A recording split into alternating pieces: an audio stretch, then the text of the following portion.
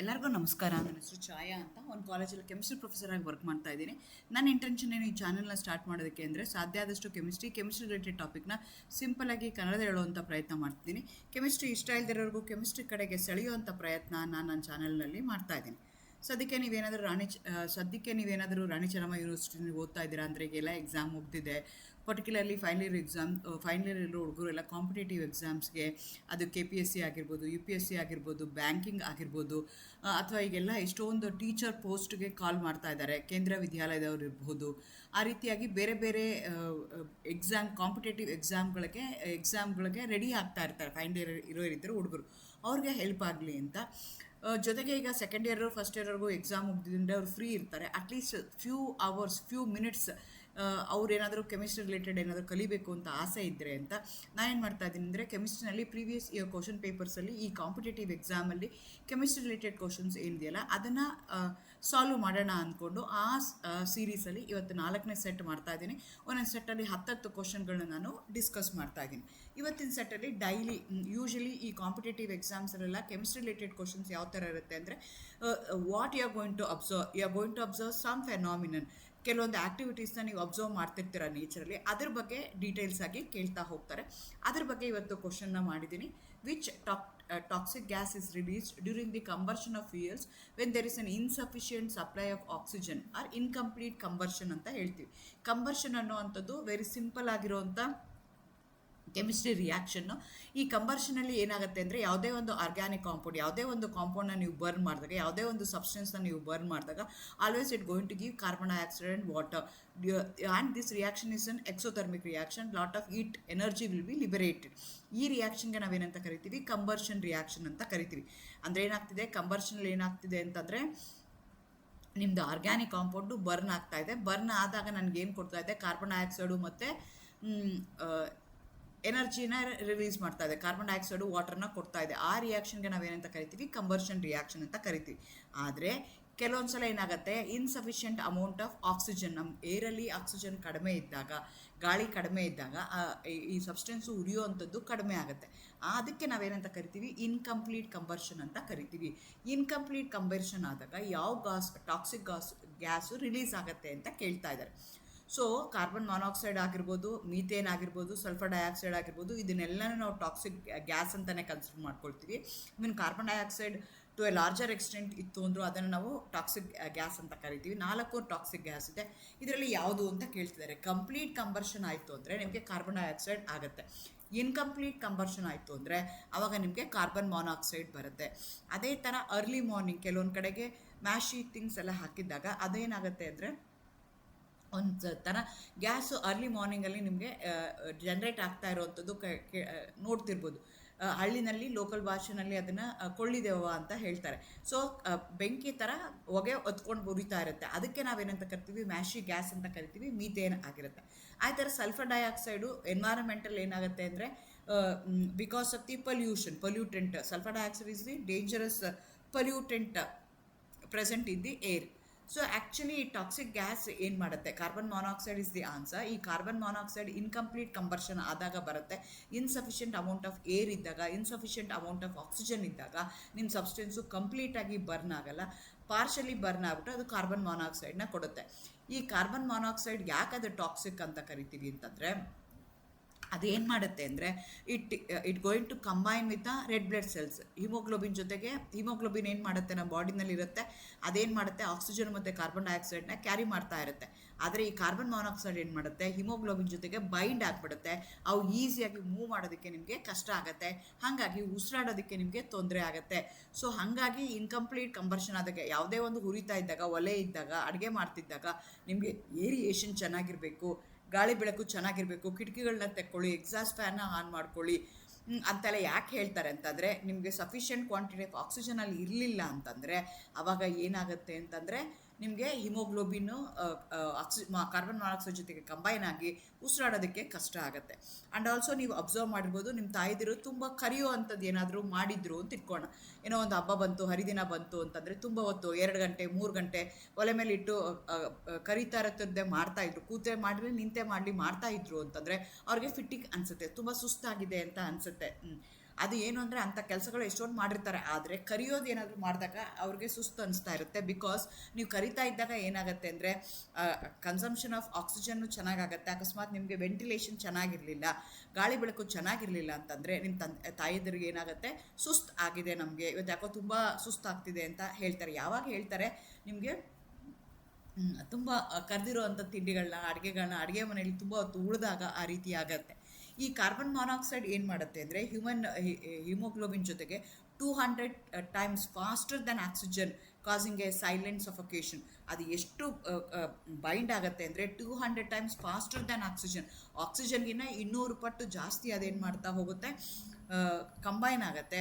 ಹಾಗಾಗಿ it leads a silent suffocation. So ಹಾಗಾಗಿ the answer is carbon monoxide ಅಂತ ನಾವು ಕನ್ಸಿಡರ್ ಮಾಡ್ಕೋಬೋದು. ಅದೇ ಥರ ಸೆಕೆಂಡ್ ಕ್ವಶನ್ ನೋಡೋದಾದರೆ, what chemical process causes the browning of freshly cut apple when expose to air? ಈಗ ನಿಮ್ಗೆ ಗೊತ್ತು, ಆ್ಯಪಲ್ನ ಕಟ್ ಮಾಡಿ ಇಟ್ಟಿದ ತಕ್ಷಣ ಅದು ಕಪ್ಪಾಗುತ್ತೆ. ಆ ಕಪ್ಪಾಗೋದಕ್ಕೆ ಕಾರಣ ಏನು ಅಂತ ಕೇಳ್ತಾ ಇದ್ದಾರೆ. ಅದು ರಿಡಕ್ಷನ್ ಆಗಿದೆಯಾ, ಹೈಡ್ರಾಲಿಸಿಸ್ ಆಗಿದೆಯಾ, ಆಕ್ಸಿಡೇಷನ್ ಆಗಿದೆಯಾ, ಎಸ್ಟರಿಫಿಕೇಷನ್ ಆಗಿದೆಯಾ ಅಂತ ಕೇಳ್ತಾ ಇದ್ದಾರೆ.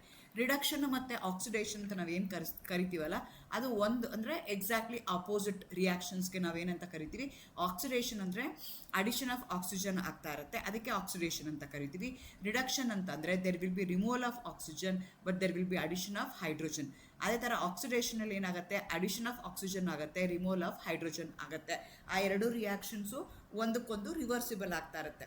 ಅಥವಾ ಇನ್ ಟರ್ಮ್ಸ್ ಆಫ್ ಎಲೆಕ್ಟ್ರಾನ್ಸನ್ನು ನೀವು ಕನ್ಸಿಡರ್ ಮಾಡೋದಾದರೆ, ಆಕ್ಸಿಜನ್ ಅಂದರೆ ಎಲೆಕ್ಟ್ರಾನ್ಸು ರಿಲೀಸ್ ಆಗುತ್ತೆ, ರಿಡಕ್ಷನ್ ಅಂದರೆ ಆಕ್ಸಿಜನ್ ಅಕ್ಸೆಪ್ಟ್ ಮಾಡ್ಕೊಳ್ಳುತ್ತೆ, ಅದಕ್ಕೆ ನಾವೇನಂತ ಕರಿತೀವಿ, ರಿಡಕ್ಷನ್ ಅಂತ ಕರಿತೀವಿ.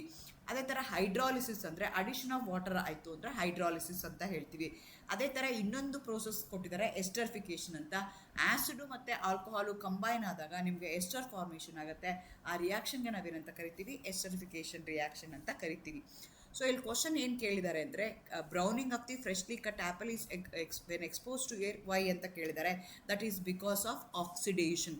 ಏನಾಗುತ್ತೆ ಅಂದರೆ, ನಿಮ್ಮ ಆ್ಯಪಲ್ನ ಕಟ್ ಮಾಡಿದಾಗ ಆ್ಯಪಲಲ್ಲಿ ಈಚ್ ಆ್ಯಂಡ್ ಎವ್ರಿ ಸೆಲ್ಲಲ್ಲಿ ನಿಮಗೆ ಫಿನಾಲ್ ಇರುತ್ತೆ, ಪಾಲಿಫಿನಾಲ್ ಅಂತ ಕರಿತೀವಿ, ಫಿನಾಲ್ ಇರುತ್ತೆ. ಅದು ಆಕ್ಸಿಜನ್ ಜೊತೆಗೆ ಕಂಬೈನ್ ಆದಾಗ, ನಾನು ಮುಂಚೆನೇ ಹೇಳಿದ್ದೀನಿ ಆಕ್ಸಿಡೇಷನ್ ಅಂದ್ರೇನು, ಅಡಿಷನ್ ಆಫ್ ಆಕ್ಸಿಜನ್. ಆ ಫಿನಾಲ್ ಏನಿದೆಯಲ್ಲ, which is present in each and every cell of the apple, ಅದು ಕಟ್ ಮಾಡಿದಾಗ ಅದೇನಾಗುತ್ತೆ, it will come in contact with oxygen. Oxygen ಬಂದಾಗ ಆಕ್ಸಿಜನ್ ಮೇಲೆ ಇರೋವಂಥ ಸ್ಕಿನ್ ಮೆಲನೈನ್ ಪಿಗ್ಮೆಂಟ್ ಏನಾಗುತ್ತೆ ಅಂತಂದರೆ, it get oxidised into polyphenol oxidase ಅಂತ ಆಗಿ ಆಕ್ಸಿಡೇಷನ್ ಆಗುತ್ತೆ. Because of that it will be brown in colour ಅಂತ ಹೇಳ್ತೀವಿ. ಹಾಗಾಗಿ ಆನ್ಸರ್ ಏನು ಅಂದರೆ ಆಕ್ಸಿಡೇಷನ್ ಅಂತ ಹೇಳ್ತೀವಿ. When an apple is cut, the enzyme called polyphenol oxidase ಅನ್ನೋ enzyme, which is present in fruit, react with oxygen in the air. This chemical reaction creates melanin, turning fruit surface brown. It can be stopped by dipping a fruit in acidic lemon juice ಅಲ್ಲಿ ಅದನ್ನು ಸವರಿದ್ರೆ ಅದು ಆಗುತ್ತೆ. ಅವಾಗ ಏನಾಗುತ್ತೆ ಅಂದರೆ ಆಕ್ಸಿಡೇಷನ್ನ prevent ಆಗುತ್ತೆ. There will be a layer that will be there in the phenol and oxygen ಮತ್ತು ನಿಮ್ಮದು ಫಿನಾಲ್ ಏನಿದೆಯಲ್ಲ ಅವೆರಡು ಕಾಂಟ್ಯಾಕ್ಟ್ ಬಂದಾಗ ನಿಮ್ಗೆ ಏನಾಗುತ್ತೆ, ಆಕ್ಸಿಡೇಷನ್ ಆಗುತ್ತೆ. ಅದು ಕಾಂಟ್ಯಾಕ್ಟ್ ಬರದೇ ಇರೋ ಥರ ನಿಮಗೆ ಲೆಮನ್ ಜ್ಯೂಸ್ ಏನಿದೆಯಲ್ಲ ಅದು ಪ್ರೊಟೆಕ್ಷನ್ನ ಮಾಡುತ್ತೆ. What is the process coating iron with a thin layer of zinc to prevent it from rusting? ನಿಮಗೆ ಗೊತ್ತಿದೆ, ಮೆಟಲ್ಸ್ ಜನರಲಿ ಅವ್ರು ರಸ್ಟಿಂಗ್ ಆಗುತ್ತೆ. ಸಿಲ್ವರ್ಗಾದರೆ ಟಾರ್ನಿಷಿಂಗ್ ಅಂತ ಹೇಳ್ತೀವಿ. ಅದೇ ಥರ ಕಾಪರ್ಗೂ ಆಗ್ಬೋದು, ಕಾಪರ್ ಗ್ರೀನ್ ಕಲರ್ ಆಗಿ ಕನ್ವರ್ಟ್ ಆಗುತ್ತೆ. ಅದೇ ಥರ ಐರನ್ಗೆ ಕನ್ಸಿಡರ್ ಮಾಡಿದ್ರೆ ಅದಕ್ಕೆ ಕರೋಷನ್ ಅಂತ ಕರಿತೀವಿ. ಈ ಕರೋಷನ್ ಏನಕ್ಕಾಗತ್ತೆ ಅಂದರೆ, when come in contact with air or moisture, ಅವಾಗ ಏನಾಗುತ್ತೆ, ಅದು it get converted into ferric oxide ಅಂತ ಹೇಳ್ತೀವಿ. ಅದಕ್ಕೋಸ್ಕರ ಅದು ಕರೋಡ್ ಆಗುತ್ತೆ.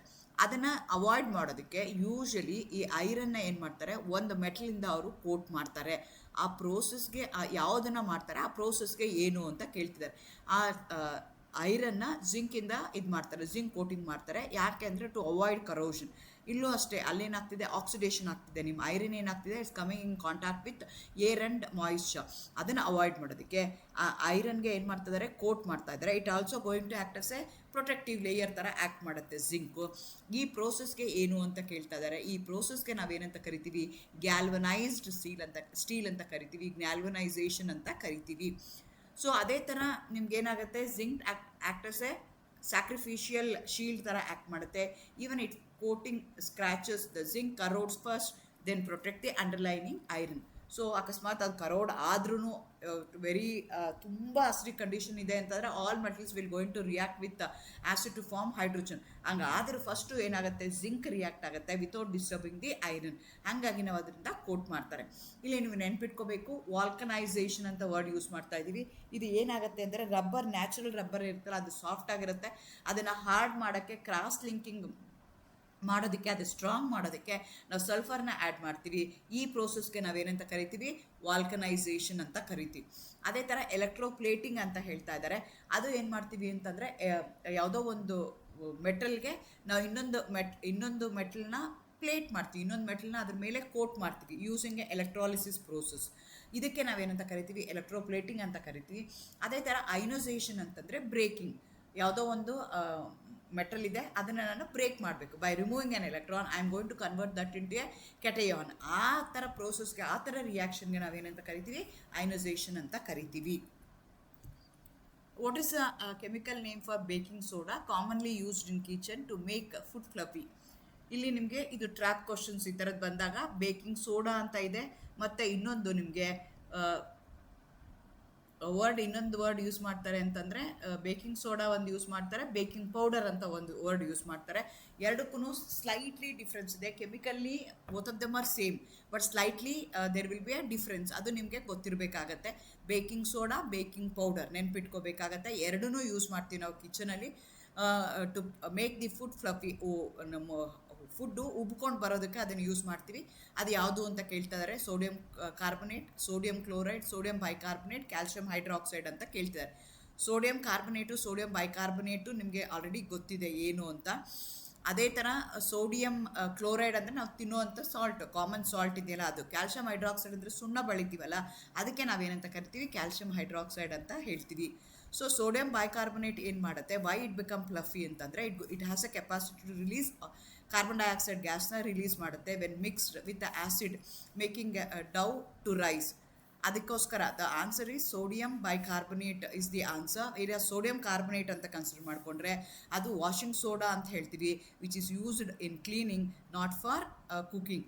ಸೊ ಆದರೆ ನೀವು ಬೇಕಿಂಗ್ ಪೌಡರ್, ಬೇಕಿಂಗ್ ಸೋಡಾ ಅದು ಡಿಫ್ರೆನ್ಸ್ ಗೊತ್ತಿರಬೇಕು. ಬೇಕಿಂಗ್ ಸೋಡಾ ಅಂತಂದರೆ ಅದಕ್ಕೆ ಆನ್ಸರ್ ಏನಾಗಿರುತ್ತೆ ಅಂದರೆ ಸೋಡಿಯಂ ಬೈಕಾರ್ಬೊನೇಟ್ ಆಗಿರುತ್ತೆ. ಬೇಕಿಂಗ್ ಪೌಡರ್ ಅಂತಂದರೆ along with a baking soda, along with sodium bicarbonate they will be a tartaric ಆ್ಯಸಿಡ್ನ ಆ್ಯಡ್ ಮಾಡಿರ್ತಾರೆ. ಅದಕ್ಕೆ ನಾವೇನಂತ ಕರಿತೀವಿ ಅಂದರೆ ಬೇಕಿಂಗ್ ಪೌಡರ್ ಅಂತ ಕರಿತೀವಿ. ಅದೇ ಥರ ವಾಷಿಂಗ್ ಸೋಡಾ ಅಂತ ಯೂಸ್ ಮಾಡ್ತೀವಿ, ವಾಷಿಂಗ್ ಪೌಡರ್ ಅಂತ ಯೂಸ್ ಮಾಡ್ತೀವಲ್ಲ, ಅಲ್ಲಿ ನಾವೇನು ಯೂಸ್ ಮಾಡಿರ್ತೀವಿ ಅಂದರೆ ಸೋಡಿಯಂ ಕಾರ್ಬೊನೇಟ್ನ ಯೂಸ್ ಮಾಡಿರ್ತೀವಿ. So these are the different forms of sodium. Sodium carbonate ಆಗಿರ್ಬೋದು, ಸೋಡಿಯಂ ಕ್ಲೋರೈಡ್ ಆಗಿರ್ಬೋದು, ಸೋಡಿಯಂ ಬೈಕಾರ್ಬೊನೇಟ್ ಆಗಿರ್ಬೋದು. ಸೋಡಿಯಂ ಬೈಕಾರ್ಬೊನೇಟ್ ಅಂದರೆ ಬೇಕಿಂಗ್ ಸೋಡಾದಲ್ಲಿರುತ್ತೆ, ಸೋಡಿಯಂ ಕಾರ್ಬೊನೇಟ್ ಅಂದರೆ ವಾಷಿಂಗ್ ಸೋಡಾದಲ್ಲಿ, ವಾಷಿಂಗ್ ಸೋಪಲ್ಲಿರುತ್ತೆ. ಸೋಡಿಯಂ ಕ್ಲೋರೈಡ್ ಅಂತಂದರೆ ನಾವು ಡೇ ಟು ಡೇ ಲೈಫಲ್ಲಿ ಯೂಸ್ ಮಾಡೋ ಅಂಥ ಸಾಲ್ಟ್ ಆಗಿರುತ್ತೆ. Which isotope of carbon is universally used in archaeological laboratories for determining the age of ancient foils and wood? So carbon 12, carbon 13, carbon 14, carbon 15 ಅಂತ ಕೇಳ್ತಾ ಇದ್ದಾರೆ. Carbon ಯಾವ ಐಸೋಟೋಪ್ನ ಯೂಸ್ ಮಾಡ್ತೀವಿ ಅಂದರೆ ಕಾರ್ಬನ್ 14 ಐಸೋಟೋಪ್ನ ಯೂಸ್ ಮಾಡ್ತೀವಿ. ಕಾರ್ಬನ್ 14 ಏನಿದೆಯಲ್ಲ ಅದು ಐಸೋಟೋಪ್, ರೇಡಿಯೋ ಆ್ಯಕ್ಟಿವ್ ಐಸೋಟೋಪ್ ಅಂತ ಕರಿತೀವಿ. ರೇಡಿಯೋ ಆ್ಯಕ್ಟಿವ್ ಐಸೋಟೋಪ್ಸ್ ಅಂದರೆ ಅದ್ರದ್ದು ಆಫ್ ಲೈಫ್ ಟೈಮು ತುಂಬ ಜಾಸ್ತಿ ಇರುತ್ತೆ. ಅಂದರೆ ಅದು ಡಿಸ್ಇಂಟಿಗ್ರೇಟ್ ಆಗೋದಕ್ಕೆ, ಅದು ಅರ್ಧ ಭಾಗ ಆಗೋದಕ್ಕೆ ಎಷ್ಟು ಟೈಮ್ ತೊಗೊಳುತ್ತಲ್ಲ, ಅದಕ್ಕೆ ನಾವೇನಂತ ಕರಿತೀವಿ, ಆಫ್ ಲೈಫ್ ಟೈಮ್ ಅಂತ ಕರಿತೀವಿ. ಈ ಆಫ್ ಲೈಫ್ ಟೈಮ್ ಎಷ್ಟಿದೆ ಅಂತಂದರೆ ಕಾರ್ಬನ್ 14ಗೆ 5730 ಇಯರ್ಸ್ ಇದೆ. ಸೊ ಹಾಗಾಗಿ ಏನಾಗುತ್ತೆ, ಅದು ನಾವು ಏಜ್ ಆಫ್ ದಿ ಫಾಸಿಲ್ಸು, ವುಡ್ಡು ಅದನ್ನು ನಾವು ಕಂಡುಹಿಡಿಯೋದಕ್ಕೆ ಯೂಸ್ ಮಾಡ್ಬೋದು. ಹೇಗೆ ಕಂಡುಹಿಡಿತಾರೆ ಸೈಂಟಿಸ್ಟ್ಗಳು ಅಂತಂದರೆ, ನ್ಯಾಚುರಲ್ ಆಗಿ ಅದು ಬದುಕಿದ್ದಾಗ ಕಾರ್ಬನ್ 12 ಮತ್ತು ಕಾರ್ಬನ್ 14 ಏನಿದೆಯಲ್ಲ ಅದು ratio in the living organism exactly same ಇರುತ್ತೆ, =1 ಅಂತ ಹೇಳ್ತೀವಿ. ಆದರೆ ಸತ್ ಮೇಲೆ ಏನಾಗುತ್ತೆ ಅಂದರೆ ಕಾರ್ಬನ್ 12 ಮತ್ತು ಕಾರ್ಬನ್ 14 ಏನಾಗುತ್ತೆ, ಕಾರ್ಬನ್ 14 ಏನಾಗ್ತಾ ಹೋಗುತ್ತೆ, ಡಿಕೆ ಆಗೋಕ್ಕೆ ಶುರು ಆಗುತ್ತೆ. ಆ ಕಾರ್ಬನ್ 14 ಏನಾಗುತ್ತೆ ಅಂದರೆ ಅದರದ್ದು ಕಾನ್ಸಂಟ್ರೇಷನ್, ಅದು ರೇಡಿಯೋ ಆ್ಯಕ್ಟಿವ್ ಆಗಿ ಆಫ್ ಲೈಫ್ ಏನಾಗ್ತಾ ಹೋಗುತ್ತೆ, ಕಡಿಮೆ ಆಗ್ತಾ ಹೋಗುತ್ತೆ, ಡಿಕೆ ಆಗ್ತಾ ಹೋಗುತ್ತೆ. ಡಿಕೆ ಆದಾಗ ಏನಾಗುತ್ತೆ, ಆ ರೇಷಿಯೋ ಏನಿದೆಯಲ್ಲ ಆ ರೇಷಿಯೋ ಡಿಕ್ರೀಸ್ ಆಗುತ್ತೆ.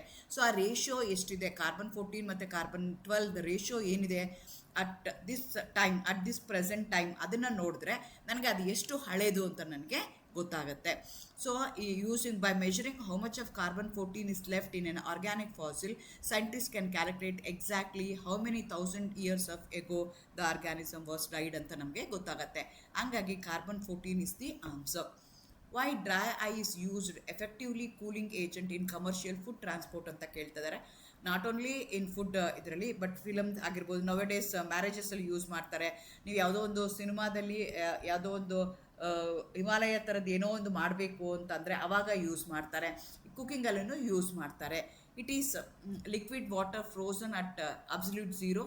It is A solid carbon dioxide that turns directly into gas without melting. It is a solid nitrogen that absorbs heat rapidly. It is chemically treated methane ice ಅಂತ ಕೇಳ್ತಾ ಇದ್ದಾರೆ. Dry ice ಅಂತಂದರೆ ಅದು solid carbon dioxide ಆಗಿರುತ್ತೆ. It undergoes sublimation.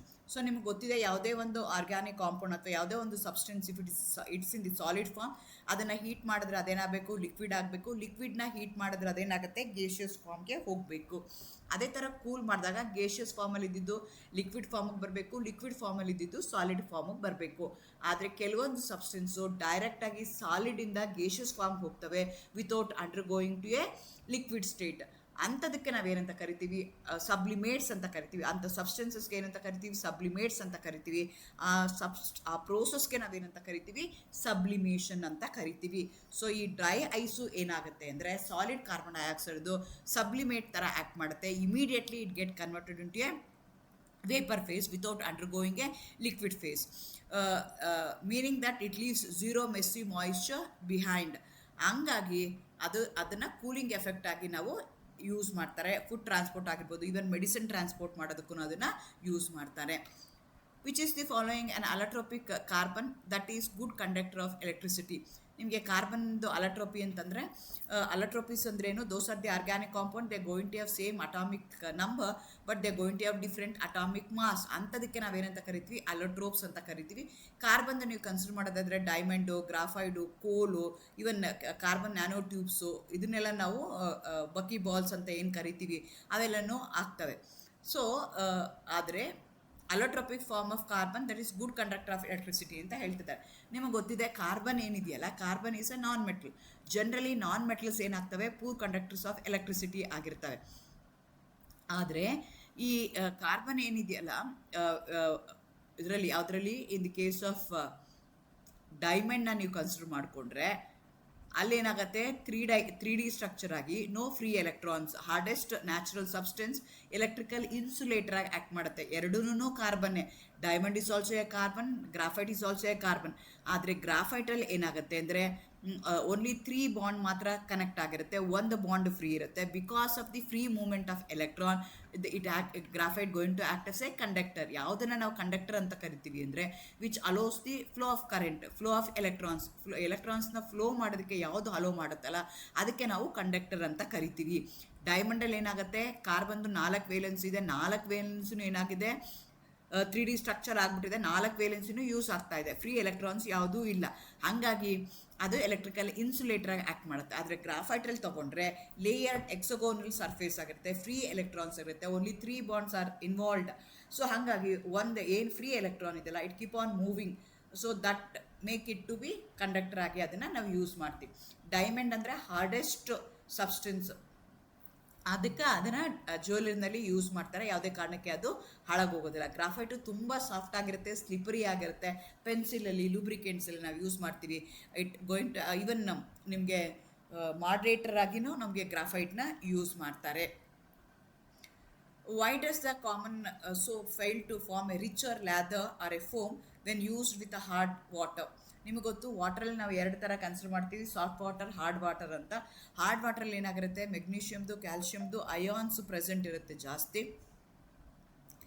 ಹಂಗಾಗಿ it doesn't give a lather with a soap or detergent ಅಂತ ಹೇಳ್ತೀವಿ. ಆದರೆ ಸಾಫ್ಟ್ ವಾಟರ್ ಅಂತ ಏನು ಕರಿತೀವಿ, it is free from the salt, ಹಂಗಾಗಿ it going to give lot of lather. So common ಸೋಪ್ನ ರಿಚ್ ಲ್ಯಾದರ್ನ ಕೊಡೋದಿಲ್ಲ, ಯಾಕೆ ಅಂತ ಕೇಳ್ತಾ ಇದ್ದಾರೆ. Soap dissolves completely into hard water without reacting. Soap react with the calcium and magnesium ions in the hard water to form insoluble precipitate at the scam anta kariತೀವಿ. Hard water lowers the temperature of the soap solution. Soap turns into highly volatile gas in hard water ಅಂತ ಅವ್ರು ಕೇಳ್ತಾ ಇದ್ದಾರೆ. So hard water ನಾನು ಮುಂಚೆನೇ ಹೇಳ್ದಂಗೆ high concentration of calcium magnesium ions ಇರುತ್ತೆ. So ಹಾಗಾಗಿ it ಏನು ಮಾಡುತ್ತೆ, ಈ ಸೋಪ್ ಏನಾದರೂ ಇದ್ದಾಗ it react with those create a sticky grey insoluble substance called as scum ಅಂತ ಹೇಳ್ತೀವಿ. ಅದನ್ನು ಅದು ಫಾರ್ಮ್ ಮಾಡುತ್ತೆ ಹಾರ್ಡ್ ವಾಟ್ರಲ್ಲಿ. ಸೋಪ್ ವಾಟ್ರಲ್ಲಾದರೆ, ಸಾಫ್ಟ್ ವಾಟ್ರಲ್ಲಾದರೆ ಏನಾಗುತ್ತೆ, ಸ್ಕ್ಯಾಮ್ ಫಾರ್ಮೇಷನ್ ಆಗೋದಿಲ್ಲ. This waste is soap reduces its cleaning power. Detergents on the other hand work, it doesn't give scam both in hard and soft water. ಹಾಗಾಗಿ detergent is advisable to use rather than soap ಅಂತ ಹೇಳ್ತೇವೆ. Soap hard ವಾಟರಲ್ಲಿ ಲ್ಯಾದರ್ನ ಕೊಡಲ್ಲ, because it going to contain calcium. Hard water going to contain calcium and magnesium ions. Calcium magnesium ion ಜೊತೆಗೆ ನಮ್ಮ soap react ಆಗಿ it going to form a scum, insoluble precipitate form ಮಾಡುತ್ತೆ. ಹಾಗಾಗಿ ತುಂಬ soap ನಾವು ಯೂಸ್ ಮಾಡಬೇಕಾಗತ್ತೆ. So answer ಈ soap reacts with calcium and magnesium in hard water to form insoluble precipitate. ಆ ರೀತಿಯಾಗಿ ನೋಡು, ಇಲ್ಲೊಂದು ಅನಿಮೇಷನ್ ನೋಡ್ತಾ ಇರ್ಬೋದು. ಕ್ಯಾಲ್ಶಿಯಂ ಏನು ಮಾಡ್ತಾ ಇದೆ, ರಿಯಾಕ್ಟ್ ಮಾಡ್ತಾ ಇದೆ ಸೋಪ್ ಜೊತೆಗೆ. ಅವಾಗ ಏನಾಗ್ತಿದೆ ಅಂದರೆ ಕ್ಯಾಲ್ಶಿಯಂ ಕಾರ್ಬೊನೇಟ್ ಫಾರ್ಮ್ ಮಾಡ್ತಾ ಇದೆ, ಸ್ಕ್ಯಾಮ್ ಆಗ್ತಾ ಇದೆ. ಹಾಗಾಗಿ ಲ್ಯಾದರ್ ಬರ್ತಾ ಇಲ್ಲ. ಇನ್ನೊಂದು ಕಡೆ ಏನಾಗ್ತಿದೆ, ನಿಮ್ಮ ವಾಟ್ರಲ್ಲಿ ಸಾಫ್ಟ್ ವಾಟರ್ ಆಗಿದೆ, ಕ್ಯಾಲ್ಶಿಯಂ ಇಲ್ಲ. ಹಾಗಾಗಿ it going to give a lot of lather. What is the chemical compound is added to commercial table salt to prevent it from lumps during the rainy season? Nowadays not only in the rainy season, ಎಲ್ಲ ಸೀಸನಲ್ಲೂ ಅದು easy flow ಆಗಬೇಕು ಅಂತ ನಾವೇನು ಮಾಡ್ತೀವಿ, ಯಾವುದೋ ಒಂದು ಕೆಮಿಕಲ್ನ add ಮಾಡ್ತೀವಿ. Commercial ನಮಗೆ ಸಿಕ್ಕುವಂಥ ಸಾಲ್ಟಲ್ಲಿ, ಟೇಬಲ್ ಸಾಲ್ಟಲ್ಲಿ ಯಾವುದದು ಅಂತ ಕೇಳ್ತಿದ್ದಾರೆ. Magnesium carbonate or silicon dioxide, sodium bicarbonate, calcium chloride, potassium iodide ಅಂತ ಹೇಳ್ತಾ ಇದ್ದೀವಿ. The answer is magnesium carbonate or silicon ಡೈಆಕ್ಸೈಡ್ನ ಆ್ಯಡ್ ಮಾಡ್ತಾರೆ. ನಿಮಗೆ ಗೊತ್ತಿರ್ಬೋದು, ಸಮುದ್ರದಲ್ಲಿ ಸಿಕ್ಕುವಂಥ ಇದು ಯಾವ ಥರ ಇರುತ್ತೆ ಅಂದರೆ ಈ ರೀತಿ ಮುದ್ದೆ ಆಗಿರುತ್ತೆ. ಅದನ್ನು ಸನ್ ಡ್ರೈ ಮಾಡ್ತಾರೆ. ಆದರೆ ಅದ್ರ ಕೆಲವೊಂದು ಸಲ ಏನಾಗುತ್ತೆ, when it's expose to air, ಅದನ್ನು ನಾವು ಕರೆಕ್ಟಾಗಿರುವಂಥದ್ದು ಏರಲ್ಲಿ ಮಾಡಲಿಲ್ಲ ಅಂತಂದರೆ, ಹಿಂದಿನ ಕಾಲದಲ್ಲಿ ಅದಕ್ಕೆ ಮಡಿಕೆಗಳಲ್ಲಿ ಅಥವಾ ಪೋರ್ಸಲಿನ್ ಜಾರ್ಗಳಲ್ಲಿ ಅದನ್ನು ಕಲೆಕ್ಟ್ ಮಾಡ್ತಾಯಿದ್ರು. ಯಾಕೆ ಅಂದರೆ ಅದು ಮಾಯಿಶ್ಚರ್ನ ಹೋಗೋದಕ್ಕೆ ಎಂಟ್ರಾಗೋದಕ್ಕೆ ಬಿಡ್ತಿರ್ಲಿಲ್ಲ, ಅದಕ್ಕೋಸ್ಕರ ಅದನ್ನು ಯೂಸ್ ಮಾಡ್ತಾಯಿದ್ರು. ಆದರೆ ಈಗ ನಾವು ಅದನ್ನು ಯೂಸ್ ಮಾಡಲ್ಲ, ಅಥವಾ ನನಗೆ ಯಾವಾಗೂ ಓಪನ್ ಮಾಡಿಟ್ರು ಅದು ನನಗೆ ಯಾವುದೇ ರೀತಿಯಾದಂಥ ಲಮ್ಸ್ನ ಫಾರ್ಮ್ ಮಾಡಬಾರ್ದು, ಈಸಿ ಫ್ಲೋ ಆಗಬೇಕು ಅಂದರೆ they going to add either magnesium carbonate or silicon dioxide to the crystal, keeping the salt free even at a high humidity. ಹಾಗಾಗಿ ಮೆಗ್ನೀಷಿಯಮ್ ಕಾರ್ಬೊನೇಟ್ ಆಗ್ಬೋದು, ಇಲ್ಲಾಂದರೆ ಸಿಲಿಕಾನ್ ಡೈಆಕ್ಸೈಡ್ ಆಗಿರ್ಬೋದು. ನೀವು ಅಡ್ವರ್ಟೈಸ್ಮೆಂಟ್ಗಳಲ್ಲಿ ನೋಡಿರ್ಬೋದು, ಈಗ ಈ ಫ್ರೀ ಫ್ಲೋ ವೈಟ್ ಇದೆ ಅಂತೆಲ್ಲ ಹೇಳ್ತಾರೆ. ಅಂತಂದರೆ ಅದು ಎಷ್ಟು ಫ್ರೀ ಫ್ಲೋ ಇದೆ, ಎಷ್ಟು ವೈಟ್ ಇದೆ ಅಂದರೆ ಅಷ್ಟು ಕೆಮಿಕಲೈಸೇಷನ್ನು ಆ ಸಾಲ್ಟ್ಗೆ ಆಗಿದೆ, ಜಾಸ್ತಿ ಆಗಿದೆ ಅಂತ ನಾವು ತಿಳ್ಕೊಬೇಕಾಗತ್ತೆ. What chemical is used in a permanent ink marker on vote fingers during the Indian democratic election to prevent multiple voting? ನಾ ಹೇಳ್ದಂಗೆ KPSCನಲ್ಲಿ ಯಾವ ಥರ ಅಥವಾ UPSCನಲ್ಲಿ ಇರ್ಬೋದು, ಎಲ್ಲ ಕಾಂಪಿಟೇಟಿವ್ ಎಕ್ಸಾಮ್ಗಳಲ್ಲಿ ಯಾವ ಥರ ರಿಲೇಟೆಡ್ ಟು ಸೈನ್ಸ್ ಕ್ವಶನ್ ಕೇಳ್ತಾರೆ ಅಂತಂದರೆ ಅದು ನಮಗೆ ಡೇ ಟು ಡೇ ಲೈಫಲ್ಲಿ ನಾವು ನೋಡೋ ಅಂಥದ್ದು. ಆದರೆ ಅದು ಯಾಕೆ ಅಂತ ನಾವು ಅನಲೈಸ್ ಮಾಡದೇ ಇರೋ ಅಂಥ ಕ್ವಶನ್ಸ್ಗಳನ್ನ ಕೇಳ್ತಾರೆ. One such question is this. ನೀವು ನೋಡಿರ್ಬೋದು, ಎಲೆಕ್ಷನ್ ಟೈಮ್ಗಳಲ್ಲೆಲ್ಲ ಏನಾಗುತ್ತೆ ಅಂತಂದರೆ ಇಂಕ್ ಹಾಕ್ತಾರೆ, ಇನ್ಕ್ರೆಡಿಬಲ್ ಇಂಕ್ ಅಂತ ಹೇಳ್ತಾರೆ. ಅಥವಾ ಎಲೆಕ್ಷನ್ ವೋಟ್ ಹಾಕಿ ಬಂದಮೇಲೆ, ಹೊರಗಡೆ ಬಂದಮೇಲೆ ಎಲ್ಲ ಪೊಲಿಟಿಷಿಯನ್ಸ್ ಆಗಿರ್ಬೋದು, ಸೆಲೆಬ್ರಿಟೀಸ್ ಆಗಿರ್ಬೋದು, ನಾವು ವೋಟ್ ಮಾಡಿ ಬಂದಿದ್ದೀವಿ ಅಂತ ಈ ಥರ ನಿಮಗೆ ತೋರಿಸಿ ಸೋಷಿಯಲ್ ಮೀಡಿಯಾಗಳಲ್ಲೆಲ್ಲ ಹಾಕ್ಕೊಳ್ತಾರೆ. ಅದು ಏನು ಅಂತಂದರೆ ಅದು ಯಾವುದು ಅಂದರೆ ಸಿಲ್ವರ್ ನೈಟ್ರೇಟ್ ಅಂತ ಹೇಳ್ತೀವಿ. ಅಪ್ಲೈ ಟು ದಿ ಸ್ಕಿನ್, ಅದು ಯಾವ ರೀತಿ ರಿಯಾಕ್ಟ್ ಮಾಡುತ್ತೆ ಅಂದರೆ, ಸ್ಕಿನ್ಗೆ ಏನಾದರೂ ಅಪ್ಲೈ ಮಾಡಿದಾಗ ಅದೇನು ಮಾಡುತ್ತೆ, ನಮ್ಮ ಸ್ಕಿನ್ನಲ್ಲಿ ಇರುವಂಥ ಸೋಡಿಯಂ ಕ್ಲೋರೈಡ್ ಜೊತೆಗೆ ರಿಯಾಕ್ಟ್ ಮಾಡುತ್ತೆ. ಸ್ವೆಟ್ಟಲ್ಲಿ ನಿಮ್ಗೆ ಗೊತ್ತಿರ್ಬೋದು, ಸ್ವೆಟ್ ಯಾವ ಥರ ನಿಮ್ಗೆ ಗೊತ್ತಿಲ್ಲದಲ್ಲ ಬಾಯೊಳಗಡೆ ಹಾಕಿದ್ರೆ ಅದು ಉಪ್ಪು ಆಗಿರುತ್ತೆ. ಯಾಕೆ ಅಂದರೆ ಅದರಲ್ಲಿ ಸೋಡಿಯಂ ಕ್ಲೋರೈಡ್ ಆಗಿರುತ್ತೆ. ಸೋಡಿಯಂ ಕ್ಲೋರೈಡ್ ಜೊತೆಗೆ ಏನಾಗುತ್ತೆ, ನಿಮ್ಮದು ಸೋಡಿಯಂ ನೈಟ್ರೇಟ್ ರಿಯಾಕ್ಟ್ ಮಾಡುತ್ತೆ. ರಿಯಾಕ್ಟ್ ಮಾಡಿದಾಗ ಏನಾಗುತ್ತೆ, ಇನ್ಸಾಲ್ಯುಬಲ್ ಸೋಡಿಯಂ ಕ್ಲೋರೈಡ್ ಫಾರ್ಮೇಷನ್ ಆಗುತ್ತೆ. AgNO3 when made to react with sodium chloride you are going to get AgCl ಬರುತ್ತೆ. ಸೊ AgCl ಏನಿದೆಯಲ್ಲ ಅದು ನಮ್ಮ ಸ್ಕಿನ್ ಒಳಗಡೆ ಬಂದರೆ ಇದು ಇನ್ಸಾಲ್ಯುಬಲ್ ಆಗುತ್ತೆ, ಅದು ಈಸಿಯಾಗಿ ಹೊರಗಡೆ ತೆಗಿಯೋಕ್ಕಾಗಲ್ಲ. ನಮ್ಮ ಸ್ಕಿನ್ ಏನಾಗುತ್ತೆ, ಬ್ಲ್ಯಾಕಿಶ್ ಬ್ರೌನ್ ಕಲರ್ ಆಗುತ್ತೆ. It cannot be washed off with water, soap or alcohol. Soap alcohol ಆಗಲ್ಲ, but it fades with time. New cell grow ಆದಾಗ ಅದು ಹೋಗುತ್ತೆ. ಹಾಗಾಗಿ answer is silver nitrate. So ಈ ರೀತಿಯಾದಂಥ ಕ್ವಶನ್ಸ್ಗಳನ್ನ ಅವರು ಕೇಳ್ತಾ ಹೋಗ್ತಾರೆ. ಸಾಧ್ಯ ಆದಷ್ಟು ಡೇ ಟು ಡೇ ಆ್ಯಕ್ಟಿವಿಟಿನಲ್ಲಿ ಇರುವಂಥದ್ದು, ಪ್ರೀವಿಯಸ್ ಇಯರ್ ಕ್ವಶನ್ ಪೇಪರ್ಲಿ ಇರುವಂಥ ಕ್ವಶನ್ಸ್ಗಳನ್ನ ನಾನು ಹಾಕೊಳ್ತಾ ಹೋಗಿದ್ದೀನಿ. Thank you for watching. If you have any questions you can ask me in the comment section. Please subscribe, share, comment. look forward for more such videos. Thank you. All the best. Good luck.